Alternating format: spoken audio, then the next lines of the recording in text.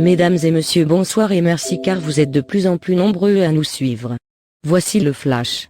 Odieuse descente musclée de Barkhane sur Tabancor, des magasins pillés et saccagés, des armes emportées.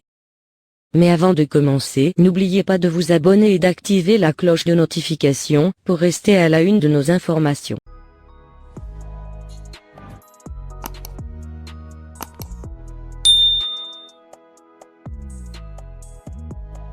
Des maisons familiales fouillées, les populations terrorisées, des magasins pillés et saccagés, des armes emportées et des carburants détruits.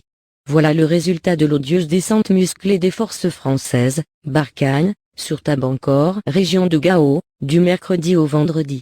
Cette localité est sous le contrôle des mouvements pro-gouvernementaux, en l'occurrence la plateforme des mouvements du 14 juin 2014 d'Alger.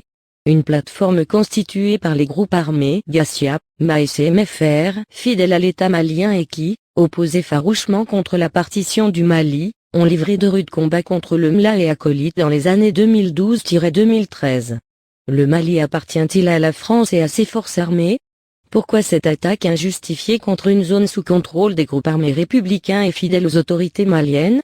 Pourquoi une attaque contre les groupes armés signataires de l'accord d'Alger et pourquoi maintenant? Et quelles sont les motivations réelles de cette attaque incompréhensible? Voilà autant de questions qui valent leur pesant d'or au regard du contexte actuel où le torchon brûle entre Paris et Bamako. Cette descente musclée de Barkhane sur la localité de Tabancor, sous contrôle des groupes armés de l'AMA de la plateforme, aurait des conséquences graves si seulement les éléments armés de la plateforme avaient décidé de résister. Mais pour souci de la paix et pour ne pas entraver le processus de la mise en œuvre de l'accord d'Alger, les groupes armés sur place à Tabancor n'ont pas réagi. Ils ont fait preuve d'une grande sagesse. La plateforme victime de son caractère républicain. Les groupes armés constituant la plateforme sont victimes, sans nul doute, de leur attachement à l'unicité du Mali et à leur fidélité à l'État malien.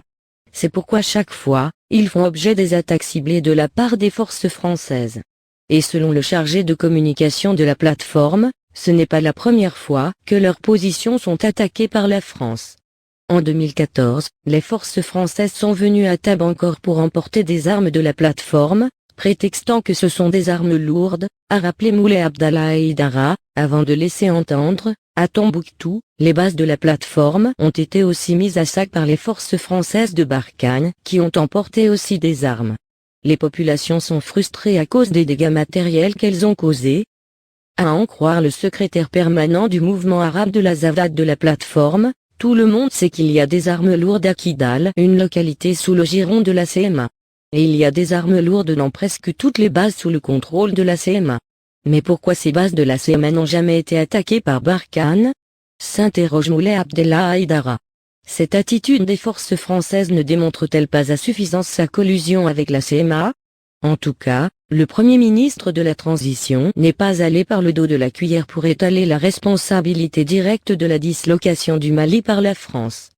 Soulignons que les éléments de la plateforme ont informé les autorités de la transition, la MINUSMA et le commandant de Barkhane du grand bordel causé par ces éléments à Tabancor.